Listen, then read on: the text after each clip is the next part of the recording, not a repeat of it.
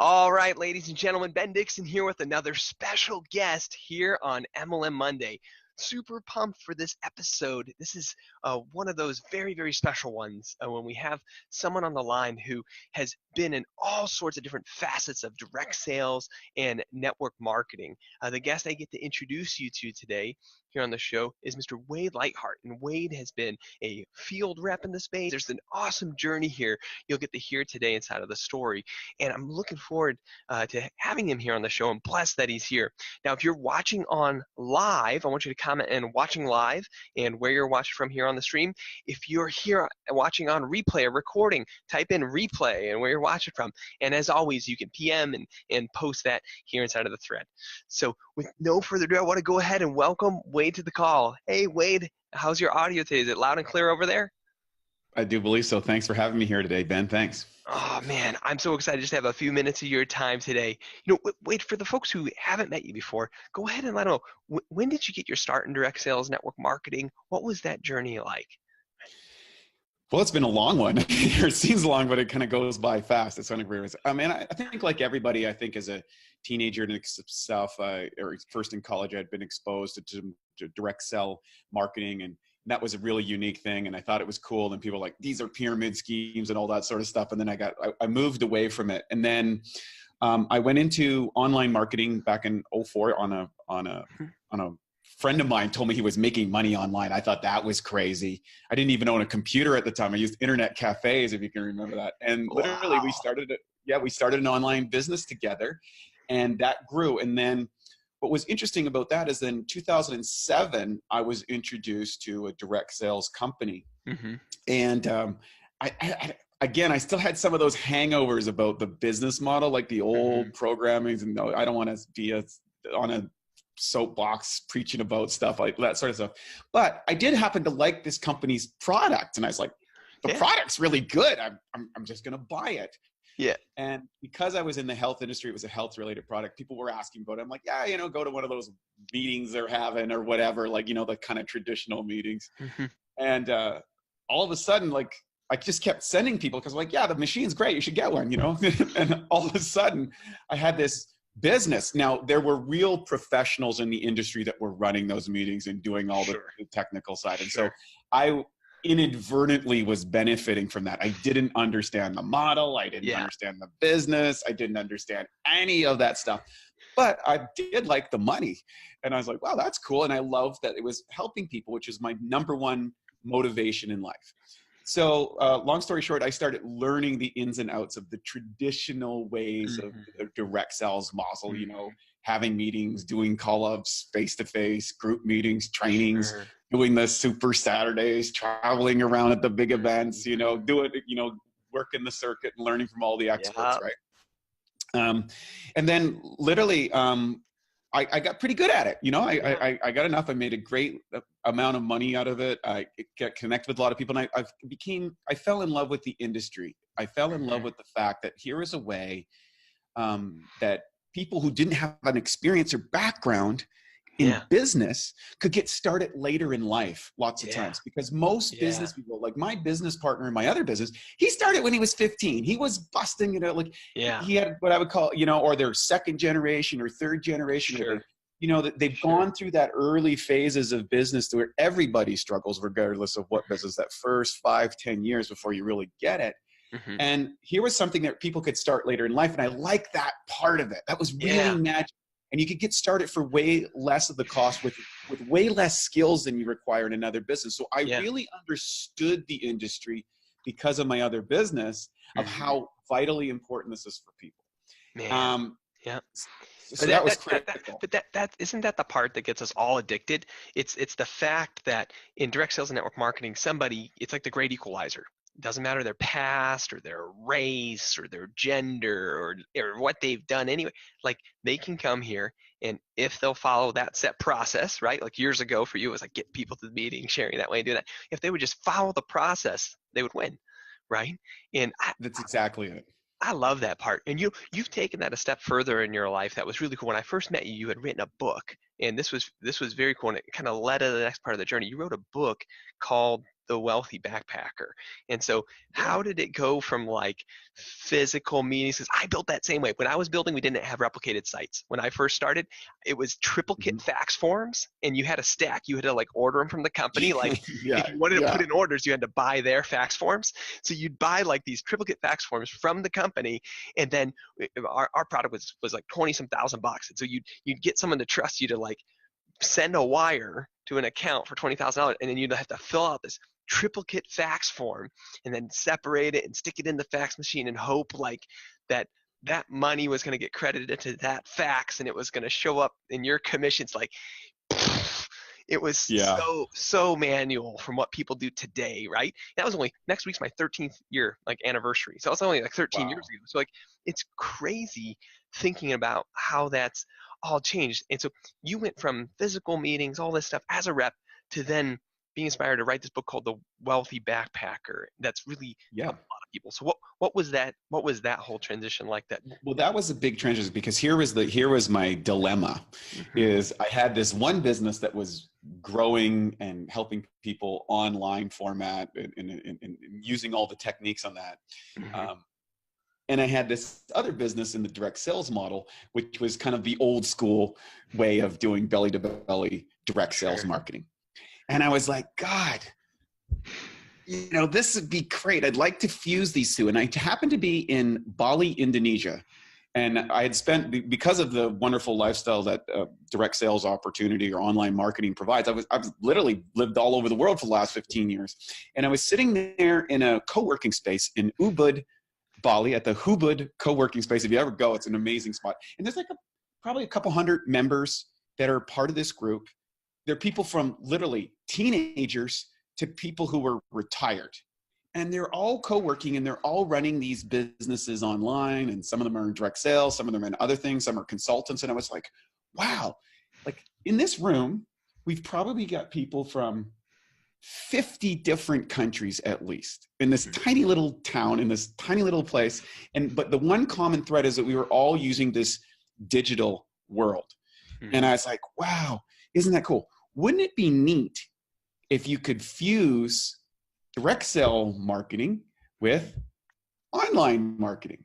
Because that would be great, because I think that the direct sales industry is actually perfectly fused with the online world. The online world is the World Wide Web. It's networks, like literally digital communication networks. And I knew the advantage of the other. I just didn't know how to make that gap. So I went on a mission. I was like, okay, first off, I need to talk about this lifestyle, the wealthy backpacker lifestyle, which was, you can live anywhere you want. You can work from where you want. You can make money in high cost jurisdictions like North America. You can live in low cost jurisdictions like Indonesia or, wherever you happen else, Vietnam or Thailand or whatever you want. You can be a king on an income that you didn't think you could be a king on, right? Correct. Yeah. And so I wrote a book that introduced some of these ideas, what I called The Wealthy Backpacker's Digital Republic. And the Digital Republic was the concept of this country without borders, boundaries, or limits, a group of individuals that didn't need a hierarchy of governments, didn't need any of these sort of structures, that just kind of lived in this world. And here with the people already there. Co-working spaces, by the way, are the fastest growing segment of the real estate market. And it's people who are connecting through these digital platforms. And I was like, wow, this is cool. So, I kind of came up with that idea, and then I went on a mission. I was like, okay, well, I don't know how to actually fuse this, because most of the people in the online marketing space, they're like, oh, we don't want to do direct sales. And most of the people with direct sales are like, oh, we don't want to use this online format. There's these resistance points. And whenever there's resistance points, there's always an opportunity, right? Innovation is the key to success in business. Tony Robbins talks about it in all his business stuff, like innovation must drive the market forward, or you get left behind. So I went on a mission, went around and found some companies that were doing it, vetted a whole bunch of people, and then eventually got connected to you because we met at a conference. And I remember first meeting you, and you're like, okay, first off, you're young, you're digitally savvy, you're kind of like a totally different person than everybody else that was as me. And I was like, oh, I resonate with this guy instantly. It was an instant connection. And then I found out about the service and the platform you offered. And I was like, wow, this would really work well with my own business. Even though my company's not using it, maybe I could actually create one of these and infuse this and start using this within my own organization. And that's what we went ahead and did. So that was the lesson. Man, this is such an incredible journey, because what Wade was feeling there is something that's very, very real today, right? It's because there's all sorts of transitions, even inside of all those direct sales models. The feeling that even the direct sales companies, like all the clients I work with, have today, is that conflict and that challenge between the people doing the physical stuff in the world and what's expected there and the amount of skills it takes to run a business that way, and then for people to do it here in the online space. And one of those things that I think is a really great question in that transition in the tech, because it was a fun project, and I'm excited about the Digital Republic and the stuff that we're doing there, because it gives an opportunity to people, no matter where they are, right, to be able to participate in something that's a system they can learn, right, to where they can then earn. And you're in a sector of the industry of what's called, high tier, top tier products, which is really cool, because as soon as people learn the skills, when they sell top tier, it doesn't take a lot of customers to make a ton of money, because it's bigger commissions on less numbers of customers, which is a really, really cool space. It's where I had gotten my start as well. The question that I think is and I think you've seen that in our relationship in a big way, and what I'm curious in your opinion for people who watch the show is, what do you feel has changed since we came back from the events and triplicate fax forms, right? What do you feel are some of the primary roles that are still out there in the field, are things they're supposed to do, versus all the new stuff that's probably corporate's responsibility today, right? I think in the past, corporate would always say this idea of, well, as long as we ship out product on time and pay commissions on time and make sure the bank accounts stay good so that we can process money, those three things, we're good. That's all we need to do, right? And I feel like that's changed a lot today. And it's a question I like to ask anyone is, what are some of the things you feel like, no, corporate needs to really be in charge of that, and the field should just be expected to do this, right? Well, there's two different camps. And I think there is some of the companies, which I know that you work with and stuff like that, the companies are forward thinking. They've embraced the new digital age. They realize that this is how people are. There's like over 2 billion users on Facebook alone, for example. I mean, that's where people are going. It's getting more difficult to get people out to a physical meeting. Everybody's distracted.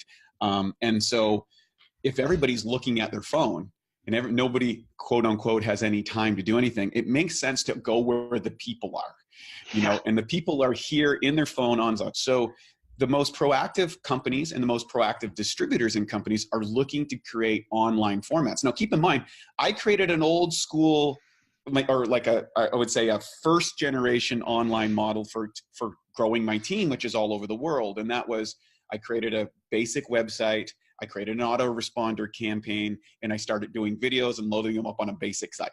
Now, that was my first step in trying to organize my large organization. And then I realized that still, though, the problems were, it wasn't connected with people could make purchases order. There was limits in how other people could kind of take the reins from you. It was very dependent on myself. And so what I've realized is, as a distributor, I had to, whether my company was going to get involved or not, I had to take matters into my own end and start using digital technology, communication, whether that's sending out messages via text messages or via emails, whether that was doing opportunity webinars and opportunity meetings, and then creating a step-by-step systematized way that would allow my team to be competitive in the marketplace as it is today. And I think that's the big shift that's happening in the direct sales models. The companies that are moving online, that provide a seamless format that's easy for people to use, easy to people to train, get that information out there. The tools are out there, so you can build a culture completely digitally. People think that you need to be in physical places to create a culture. No, actually you don't. Social media is wonderful for creating cultures, and a lot of people are more comfortable, particularly younger people, are more comfortable with those platforms than, say, maybe going face to face. I mean, that's the world they live in. And if we're not taking that into account, we're missing on a big part of the market. So yes, go ahead. You've done a couple very strategic things that I think is important for people to get in the models. Like, we talk on the show all the time about the acronym of SPEED, right? What it feels like to share with your friends, what it feels like to present, how we enroll others, how we elevate and train people, and can our new people duplicate that same process? You've done something a little bit different when it comes to actually enrolling people. in your speed than even a lot of my other clients do. So traditionally today, what a lot of companies are doing in the space is, of course, corporates taking the ownership and saying, we're going to give you the content to share. So when you go out there and engage with people, we're going to give you the compliance stuff to share, so you're not saying things you shouldn't say, and we're going to help you share with others. And then we're going to give you compliance stuff to present. So we're going to give you videos or decks that you can share if you're in person. Here's a PowerPoint deck you can share. If you're online, here's a video you can tap and share. And a lot of the success I've had with clients has been around these actual replicated live streams, where the enrolling of people, where you actually take the order, is this replicated live stream. But you've taken that a step further in your model, and it's very cool. You've added this element of some people call it a closer in groups or a sales coach, right? You have an actual coach in your model. And so what do you think? Like, I feel like you've taken even more of that on, so that somebody who's brand new is expected to win even while they're learning, right? So what was your thought process there of saying, you know what, even beyond doing webinars for people, we're going to have individual coaches do one-on-ones for our members to actually close business, right? Well, there's a couple of reasons why that is. Yeah. First and foremost, I think the number one obstacle that people have in having success in business in general is sales skills. Sure. Straight old school, what you want to call it, Zig Ziglar or Jordan Belfort or Grant Cardone. They don't actually take the time to learn world-class sales skills. And if you don't do that, you are really hamstrung. Yeah. And the best trainers in the direct sales models teach sales skills. They just teach. I mean, Eric Warren built a whole company just on teaching sales, the sales skills, the 7 skills that he outlines and all that. Like, his whole company's based on that, and he's done a great service for people, as many of these other people that we referred to.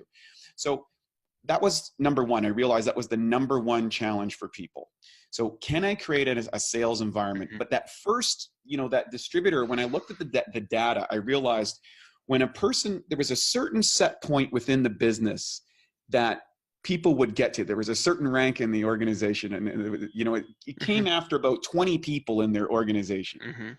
All of a sudden, the likelihood of those people moving on to the higher and greater ranks and building organizations went up exponentially.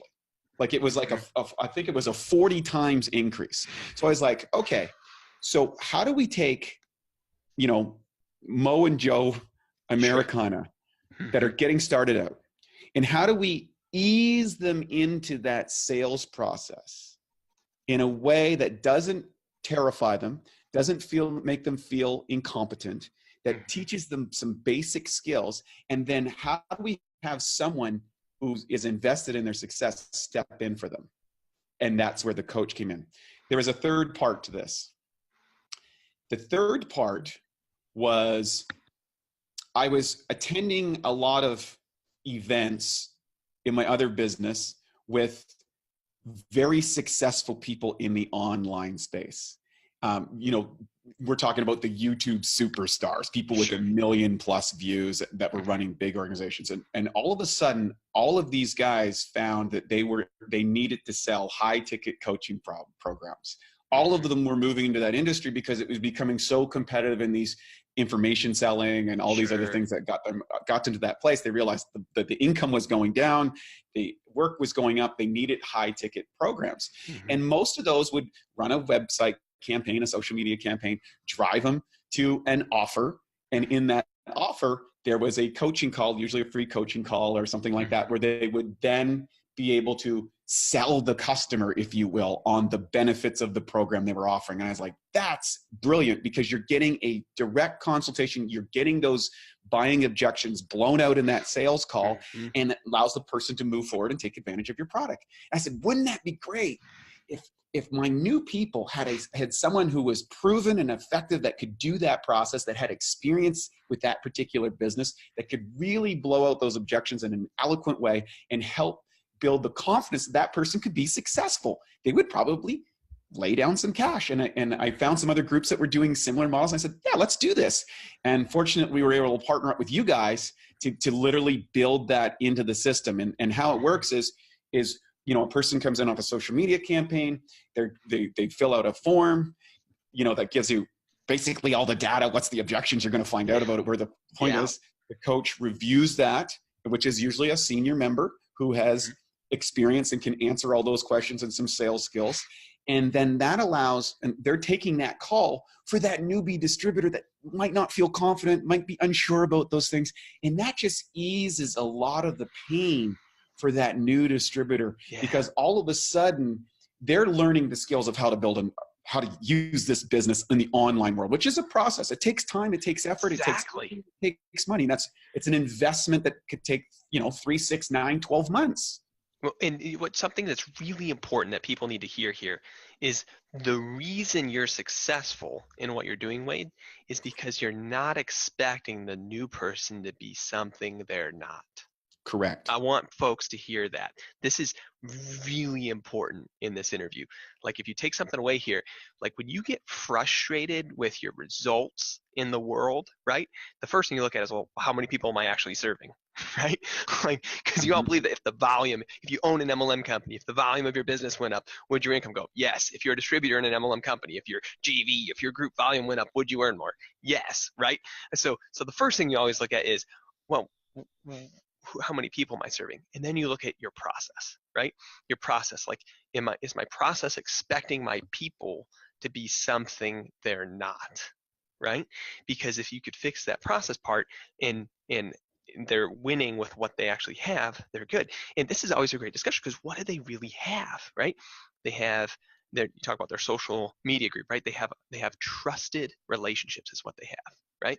So every single person who joins our company, whether they have any sales skills or not, they have trusted relationships, right? And they bring that to the table. So when they say, yeah, my wife and I were looking to make some more income from home. I didn't want to go back to college for another degree, or I didn't want to go get a real estate license to sell real estate, or an insurance license and sell annuities, like all the traditional things people do, or I didn't want to throw down $200,000 and hope that I could start a brick and mortar restaurant in the evenings or a gym. Like, oh my gosh, all the things people do to make extra income in their life. And I said, hey, I saw this person online, and their mentorship was something I wanted to jump into. If anyone else is interested, here's a free training they're doing, right?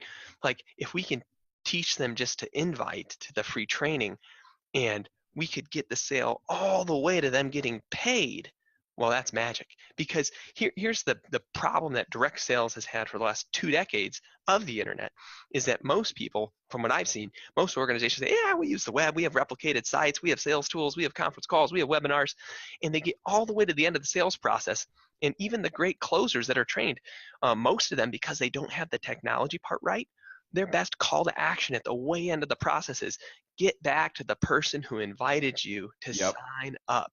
And if you're saying that at your company, if you're an owner and your people are saying that, you need to go to some of your calls if you're an owner and hear what they're saying for the close at the end. Or if you're a leader and you're saying that at the end, you're missing the boat, because you're expecting the brand new person to be able to take it across the finish line when that's not who they are yet. Right? That might take, Wade says 6, 9, 12 months. It might be 2 years before they're able to ask for the order on a high ticket product, right?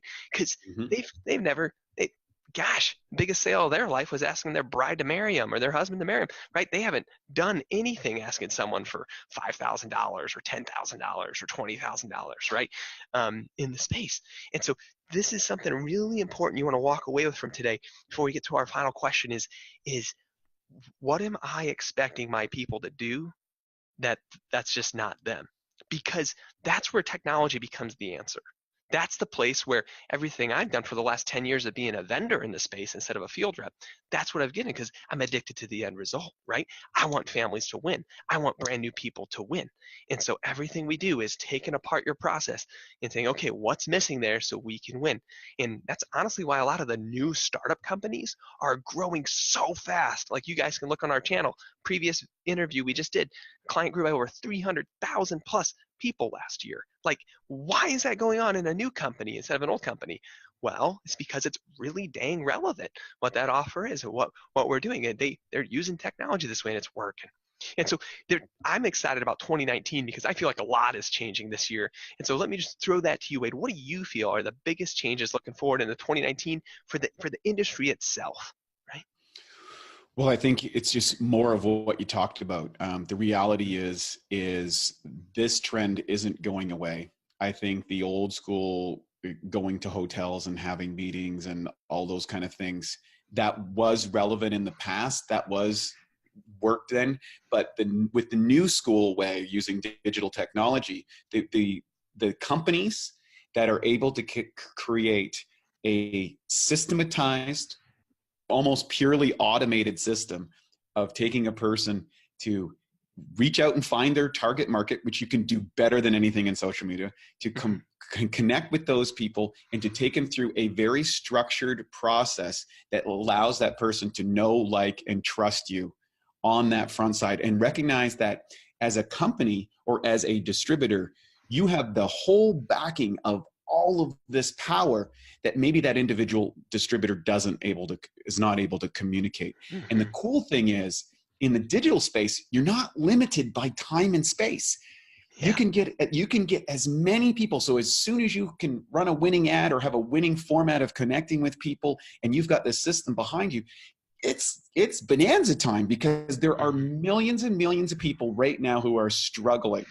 Like the quote unquote network marketing direct sales struggle story is now bigger than ever in the world, and it's not going to change. It's going to continue to expand. And so I think that the companies who embrace this technology and the distributors who embrace this type of methodology are the companies that are going to dominate in the world. And in fact, I do believe that this industry will actually explode, be kind of like where the dream was. Everybody kind of talked about this for the last 50 years that it was going to happen. Well, now the internet space has made it more effective, easier to use, easier to track, easier to replicate, easier to train than ever before. And now I'm not limited by space, by location, by all of the things that would block people. The internet is the great equalizer. Mm-hmm. Anybody can do this. And if your system of taking that person from literally knowing less than nothing to being competent, and then letting them become, exemplary, and then truly an all-star, you are going to be extremely successful in this era. And if you're not doing that, you're going to get left behind. Yeah. And you got to hear the message inside of that, folks. Wade's not saying like, oh, it's easy and it doesn't take work for these people once they get in. You guys got to hear that. He's saying that expect them to be what they are when they come in, and then you challenge them. You got to get to the next level and give them a clear path. And then expect them to be where they are when they're at that level, and then challenge them and get them to the next level, because it is a process with new people. And so that's why you have the layers of technology, and that's why you have the layers of people and coaches and what they've done to support people during that time, because that's what's actually required to get those people to the next level, right? And you got to all be singing from the same song sheet. So I encourage direct sales companies, when we come in to build some systems, I always look through like, hey, do you guys have a standard business opportunity presentation? Do you have a standard product presentation? Are you doing a motivational call once a week? Or where is that all coming into the equation?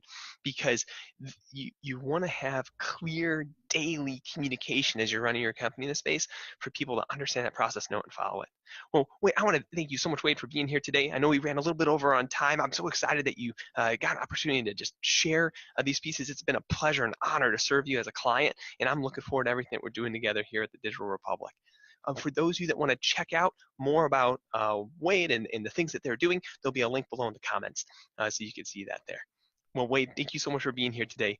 Wishing you all the best. We'll see you soon. Thanks, Ben. Bye for now.